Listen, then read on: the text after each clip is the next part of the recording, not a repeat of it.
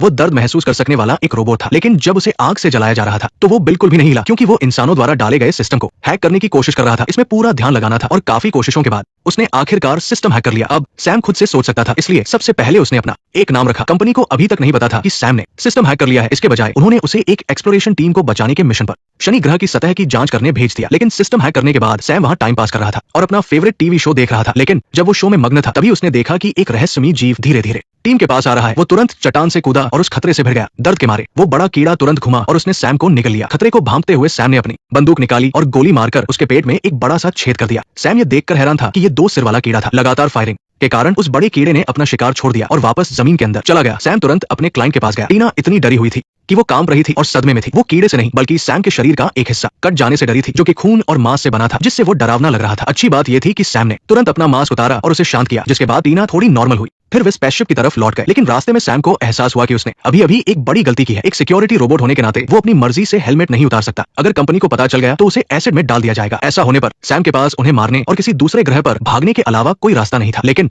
उसने सोचा कि ये सही नहीं होगा। ये टूटी फूटी स्पेसशिप किसी और ग्रह तक नहीं पहुंच पाएगी, इसलिए अब उसे बस सही मौके का इंतजार करना था। बेस पर वापस पहुंचने पर डॉक्टर एलन को सैम पर शक हुआ। उन्हें लगा कि उसने अपना सिस्टम हैक कर लिया है और इसीलिए उसने अपना हेलमेट उतारा। उन्होंने सोचा कि इसके बारे में कंपनी को बताना चाहिए। तभी स्टाफ मेंबर लियो अंदर आया और बोला कि मशीनों से चेक करने पर सैम में कोई गड़बड़ी नहीं मिली। शायद डॉक्टर ज्यादा सोच रहे थे। सैम ने उनकी बातें सुन ली और उसे मारने का इरादा और पक्का हो गया। इस वक्त 3D प्रिंटिंग तकनीक से उसे ठीक किया जा रहा था। उसके कांपते शरीर को देखकर साफ पता चल रहा था कि सैम में कुछ नर्वस सेंसर्स भी थे। जब उसे ठीक किया जा रहा था तभी सैम के दिमाग में एक पुरानी याद आई, जिसमें वो बंदूक से किसी को मार रहा था। शांत रहो, तुम ठीक हो जाओगे, मैं तुम्हारे साथ हूँ। अगले दिन सब मिलकर कल वाले बड़े कीड़े के बारे में बात कर रहे थे। उन्हें लगा कि कीड़ा बिना किसी वजह के इंसानों पर हमला नहीं करेगा। इसके पीछे कोई न कोई राज जरूर है। इसलिए सारा अपना बैग लेकर वापस उस जगह गई ताकि पता लगा सके। लेकिन तभी उसे अचानक एक अजीब सी ठंडक महसूस हुई। जब उसने पीछे मुड़कर देखा तो वो बड़ा कीड़ा उसे ही घूर रहा था। अजीब बात यह थी कि उस कीड़े ने उस पर हमला नहीं किया, बल्कि उसके ऊपर से गुजरकर एक गहरे गड्ढे की ओर चला गया। लेकिन जैसे ही वो वहां पहुंचा वो अचानक मर गया। ऐसा लग रहा था मानो उस गड्ढे में कोई बहुत बड़ी एनर्जी थी। जब ड्रोन्स वहां से गुजरते थे तो वे भी अपने आप फट जाते थे। सारा ने ये सब कुछ देख लिया था। वो तुरंत बेस पर लौटी और बाकी लोगों के साथ बात करने लगी कि वो आखिर था क्या। किसी को लगा कि वो एलियन हो सकते हैं तो किसी को लगा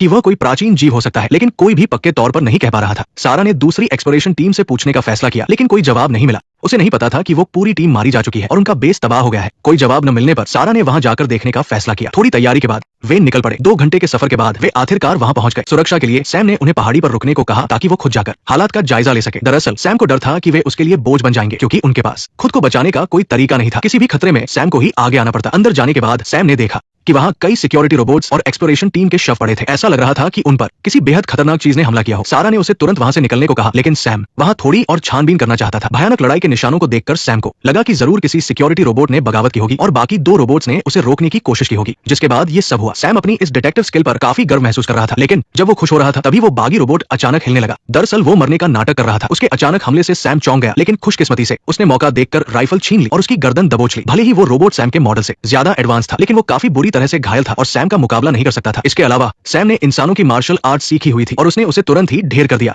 लेकिन जब सैम ने पास जाकर देखा तो पता चला कि वो कातिल नहीं था, बल्कि कोई इस रोबोट को कंट्रोल कर रहा था। जैसे ही उसने ये सोचा कि इसे कौन कंट्रोल कर रहा है, उसे अपने पीछे से एक अजीब सी ठंडक का एहसास हुआ। जब सैम को दोबारा होश आया तो वो पूरी तरह से बेबस हो चुका था। फिर उस कातिल ने उसमें एक कंट्रोल मॉड्यूल लगाने की कोशिश की ताकि ऐसा लगे कि सैम ने ही बेस के लोगों को मारा है। जैसे ही वो उसे लगाने वाला था, कोई और रास्ता न देखकर सैम गाना गाने लगा। किसने सोचा था कि सैम की अच्छी आवाज उसे कंफ्यूज कर देगी। इसी बीच सैम ने खुद को आजाद कर लिया और उस काले रोबोट से भिड़ गया। लेकिन वो रोबोट सैम से कहीं ज्यादा पावरफुल था। कुछ ही सेकंड में सैम को जमीन पर पटक दिया गया और उस काले रोबोट ने उसमें कंट्रोल मॉड्यूल लगा दिया। अब बस कुछ मिनटों की बात थी और वो उस काले रोबोट का गुलाम बन जाता। सैम को लगा कि आज उसका खेल खत्म है, लेकिन तभी उस काले रोबोट पर किसी ने पीछे से हमला कर दिया। वो सारा थी जो सही समय पर आ गई थी। सैम हैरान था कि एक इंसान ने उसकी जान बचाई है, लेकिन उस कंट्रोल मॉड्यूल की वजह से उसकी हाल की यादें मिट गई थी। सैम को लग रहा था कि उसने कुछ जरूरी काम नहीं किया है, लेकिन उसे कुछ याद नहीं आ रहा था। सारा को लगा कि सैम डैमेज हो गया है, इसलिए वो उसे ठीक करने के लिए वापस ले जाने लगी। आधे रास्ते में सैम को अपनी गर्दन के पीछे कुछ महसूस हुआ। उसने उस मॉड्यूल को निकालना चाहा, लेकिन सिस्टम ने उसे छूने से मना कर दिया। तभी वो काला रोबोट दोबारा उठ खड़ा हुआ और कंट्रोल रूम से बाहर आकर उन दोनों को ढूंढ लिया। दूसरी तरफ सारा की आवाज सुनकर टीम के लोग भी तुरंत उसकी मदद के लिए आ गए, लेकिन बाहर खड़ा आदमी दरवाजे को खोलने की काफी देर से कोशिश कर रहा था, लेकिन नाकाम रहा। जब उसे कुछ समझ नहीं आ रहा था तभी सारा ने दरवाजा ब्लास्ट कर दिया और सैम को लेकर बाहर भागा। सैम के पास अब कंट्रोल होने में सिर्फ 1 मिनट बचा था और सारा को इसका कोई अंदाजा नहीं था। इससे भी बुरी बात यह थी कि वो काला रोबोट उनका पीछा करते हुए आ गया था और उन पर अंधाधुंध गोलियां चला रहा था। एक आदमी ने पलटवार करने की कोशिश की, लेकिन बंदूक के झटके से ही वो बेहोश हो गया। क्या बेवकूफी है। फिर वो रोबोट धीरे धीरे सारा की ओर बढ़ने लगा। खतरे के इस वक्त में टीम के बाकी लोग वहां पहुंचे और उस काले रोबोट को पैरों तले कुचल दिया। उस काले रोबोट के मारे जाने से खतरा टल गया, लेकिन अब सैम की हालत बिगड़ने लगी थी। उस कंट्रोल मॉड्यूल ने काम करना शुरू कर दिया था और वो अपने आसपास के सभी लोगों को दुश्मन मान रहा था। उसने सभी को मॉड्यूल के खतरे के बारे में बताया और उन्हें आदेश दिया कि वे उसे मार दे, लेकिन सभी ने साफ मना कर दिया और कहा कि डॉक्टर एलन उसे ठीक कर देंगे। लेकिन सैम को लगा कि अब बहुत देर हो चुकी है, इसलिए उसने बंदूक छीनी और फिर, लेकिन टीम के लोग हार नहीं मानना चाहते थे। वे सैम को स्पेसशिप में वापस ले आए और डॉक्टर एलन ने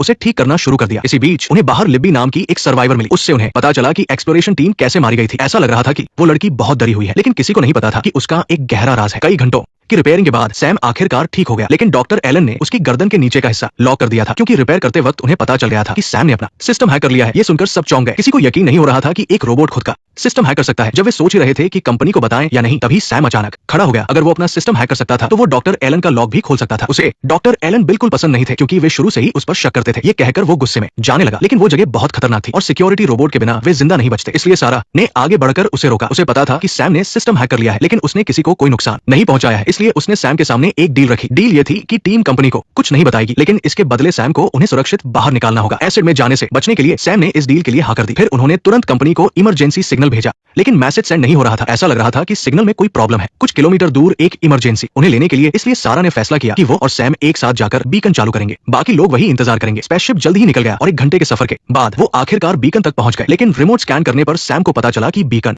के साथ किसी ने छेड़छाड़ की है, इसलिए उसने तुरंत सारा को वापस मुड़ने के लिए कहा, लेकिन बहुत देर हो चुकी थी। एक जोरदार धमाका हुआ और स्पेसशिप की इमरजेंसी लैंडिंग जमीन पर हो गई। अच्छी बात यह थी कि दोनों को ज्यादा चोट नहीं आई, लेकिन स्पेसशिप यहाँ खराब हो गया। सैम को तुरंत स्पेसशिप की मरम्मत करनी पड़ी। इसी बीच मैक्स ने सबसे नजदीकियां बढ़ानी शुरू कर दी और हाल की घटनाओं के बारे में पूछने लगा। बॉब ने उस दिन वाले बड़े कीड़े की बात बता दी, लेकिन जैसे ही वो वर्म होल के बारे में बताने वाला था, गैरी ने उसे बीच में ही रोक दिया। उसे लगा कि मैक्स का बर्ताव कुछ अजीब है और उससे सावधान रहना ही बेहतर है। ये देखकर मैक्स ने भी नाटक बंद कर दिया। फिर उसने कबूल किया कि उसी ने दूसरे बेस के लोगों को मारा है। उसने ये भी कहा कि सारा और सैम भी अब वापस नहीं आएंगे, क्योंकि वे उसके लगाए गए बम से मारे जा चुके हैं। लेकिन उसे ये नहीं पता था कि सैम ने स्पेसशिप ठीक कर लिया है और वे वापस लौट रहे हैं। इधर मैक्स अभी भी सबको वर्म होल का एक्सेस देने के लिए धमका रहा था, लेकिन टीम मैक्स की इन घटिया हरकतों से नाराज थी और किसी ने भी उसे कुछ नहीं बताया। ऐसे में मैक्स को दबाव डालना पड़ा। मैक्स के लगातार दबाव के कारण गैरी को हार माननी पड़ी और सारा एक्सेस खोलना पड़ा। और मैक्स ने बताया कि ये सब उसने सिर्फ पैसों के लिए किया है, ताकि वह ये एक्सेस अपने बॉस को बेच सके। टीम को उसका ये काम बहुत ही बेरहम लगा। जब मैक्स और टीम के बीच तीखी बहस हो रही थी, तभी सैम वहां सही समय पर पहुंच गया। मैक्स ने तुरंत गैरी को बंधक बना लिया, लेकिन वो भूल गया था कि रोबोट्स में ऑटोमेटिक एमिंग फीचर होता है और उनका निशाना कभी नहीं चुकता। लेकिन सैम को ये देखकर हैरानी हुई कि इन इंसानों ने उसका शुक्रिया अदा नहीं किया, बल्कि वे मारे गए मैक्स पर तरस खा रहे थे। सैम को इन इंसानों की सोच बिल्कुल समझ नहीं आ रही थी। मजबूरन उसने अपने घायल होने का बहाना बनाया और वहां से चला गया। सैम के काम करने का तरीका भले ही डरावना था, लेकिन अगर उन्हें यहाँ से निकलना था तो उन्हें सैम पर ही निर्भर रहना था। इसलिए टीम के सदस्यों ने खुद को संभाला और सैम के साथ मिलकर मुश्किलों का सामना करने का फैसला किया। तभी सैम ने देखा कि दूर से कोई अनजान जीव उनकी तरफ आ रहा है, इसलिए उसने तुरंत टीम को स्पेसशिप में लौटने का आदेश दिया। जैसा सोचा था, कुछ ही देर में एक बड़ा कीड़ा स्पेसशिप के ऊपर चढ़ गया।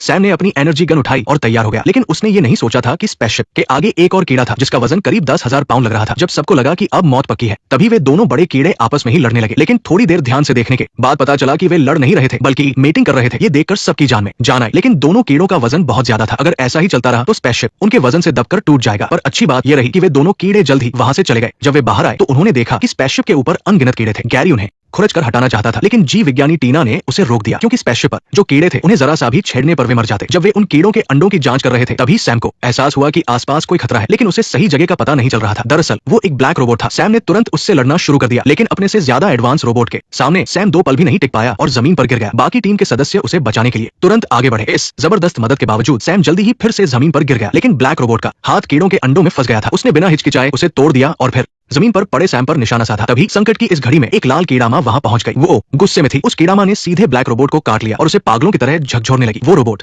जवाबी हमला करना चाहता था, लेकिन अब कोई फायदा नहीं था। आखिरकार रोबोट के टुकड़े टुकड़े हो गए। कीड़ामा समझ गई कि ये जगह सुरक्षित नहीं है, इसलिए वो अपने बच्चों को लेकर जमीन के नीचे चली गई। सैम ने राहत की सांस ली कि उन्होंने उन अंडों को नहीं छुआ था, वरना उनका भी यही हाल होता। जब वे जश्न मना रहे थे, तभी गैरी अचानक बेहोश हो गया। दरअसल मैक्स की गोली लगने के बाद उसे सही समय पर इलाज नहीं मिला था। अब उन्हें उसके घाव का इलाज करने के लिए बेस पर वापस जाना होगा, लेकिन जब वे लड़ रहे थे तब तक दुश्मनों ने उनके बेस पर कब्जा कर लिया होगा। वापस जाने का मतलब था मौत के मुंह में जाना, लेकिन सारा हर हाल में वापस जाना चाहती थी। एसिड वाले टैंक की सजा से बचने के लिए सैम को भी उनके साथ जाना पड़ा। जब स्पेसशिप अपनी मंजिल पर पहुंचने वाला था तो सैम ने बेस के कैमरे ऑन किए और देखा कि वहां दुश्मन के कितने लोग हैं। फिर उसने उन्हें वीडियो कॉल किया। दुश्मनों का कैप्टन वर्म होल के बारे में जानना चाहता था। सारा के राजी होने पर उन्होंने मिलने की एक जगह तय की और फिर बेस से चले गए। किसी भी खतरे से बचने के लिए सैम अकेला ही बेस की तलाशी लेने गया। जब उसे यकीन हो गया कि अंदर सब सुरक्षित है, तभी उसने टीम को अंदर आने दिया। सबने मिलकर सबसे पहले गैरी को मेडिकल रूम में पहुंचाया। चूंकि घाव में इन्फेक्शन हो चुका था, इसलिए अब गोली को निकालना जरूरी था। लेकिन बुरी खबर यह थी कि एनेस्थीसिया खत्म हो चुका था। सैम ने कहा कि वो गैरी के दिमाग को अपने सिस्टम से कनेक्ट करके उसके दर्द को सुन कर सकता है। शुरुआत में सारा को इस पर विश्वास नहीं हुआ, लेकिन गैरी दर्द से तड़प रहा था, इसलिए उन्हें ये आजमाना ही पड़ा। कनेक्शन होते ही गैरी का दर्द वाकई में गायब हो गया और इसी बीच सैम ने ये भी देख लिया कि गैरी के दिमाग में आखिर क्या चल रहा है, लेकिन उसकी यादें बहुत धुंधली थी। फिर भी उसने देखा कि गैरी मन ही मन सारा को पसंद करता है। रोबोट को दूसरों के मामलों में नहीं पड़ना चाहिए, इसलिए उसने ये बात किसी को नहीं बताई। इसी दौरान छर्रे को सफलतापूर्वक निकाल लिया गया और सबने राहत की सांस ली। बॉब ने कहा कि अब कनेक्शन तोड़ा जा सकता है, लेकिन गैरी ने उसे थोड़ा रुकने को कहा क्योंकि वो भी देखना चाहता था कि सैम के दिमाग में क्या है। सैम उसे रोकना चाहता था, लेकिन तब तक बहुत देर हो चुकी थी। गैरी ने सैम की वो यादें देख ली जिनमें वो बंदूक से लोगों को मार रहा था और उसका नाम भी देख लिया। वहाँ एकदम सन्नाटा छा गया। वो नाम ही ये साबित करने के लिए काफी था कि सैम एक खूनी मशीन है। गैरी के बार बार इल्जाम लगाने पर सैम ने भी कोई सफाई नहीं दी और वहां से मुड़कर चला गया। लेकिन उसके जाने के बाद दुश्मनों से बातचीत करने कौन जाएगा? सारा के याद दिलाने पर सबको इस बात का एहसास हुआ, इसलिए वे लोग फिर से सैम को वापस बुलाना चाहते थे। सैम भी जानता था कि उसके बिना टीम जिंदा नहीं बच पाएगी, इसलिए एक टीवी एपिसोड देखकर खुद को शांत करने के बाद उसने टीम की उनके आखिरी मिशन में मदद करने का फैसला किया। ऐसा करने पर उसे भी एसिड के टैंक में नहीं जाना पड़ेगा। उधर सब परेशान थे कि दुश्मनों का सामना कैसे करें। तभी सैम के आने से उनमें एक नई उम्मीद जगी। सैम के पास एक पूरा प्लान था कि दुश्मनों से कैसे निपटना है। प्लान ये था कि वो बातचीत करने का नाटक करके उन्हें बातों में उलझाएगा और फिर गैरी और बाकी टीम छुपकर दुश्मनों के पीछे से जाएगी और बीकन को खुद से चालू करके कंपनी के लोगों को उन्हें बचाने के लिए मैसेज भेजेगी। अब सैम को बस उन्हें बातों में उलझाए रखना था, इसलिए उसने बेतुकी बातें करनी शुरू कर दी। जाहिर है दुश्मनों को उसकी बातों में कोई दिलचस्पी नहीं थी, लेकिन सैम ने एक और कोशिश की। अब उसे बस 1 मिनट और निकालना था, फिर बीकन फायर हो जाएगा और नीचे निकलने वाली आग उन सभी को मार देगी। इसलिए उसने टॉपिक बदल दिया। इस बात ने दुश्मनों का ध्यान खींच लिया। उसे